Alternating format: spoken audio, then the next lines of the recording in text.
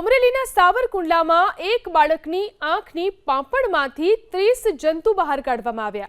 8 વર્ષના બાળકની પાંપણ ઉપર કેટલાક જંતુ ચોંટી ગયા હતા, જેને લઈને બાળકને સારવાર માટે વિદ્યાગુરુ ફાઉન્ડેશન સંચાલિત લલુભાઈ શેઠ આરોગ્ય મંદિરમાં લઈ જવાયો।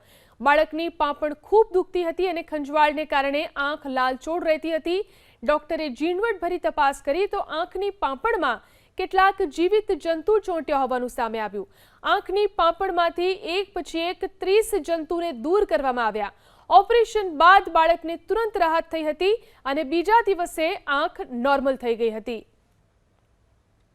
અમરેલીના સાવરકુંડલામાં એક બાળકની આંખની પાંપણમાંથી 30 જંતુ બહાર કાઢવામાં આવ્યા।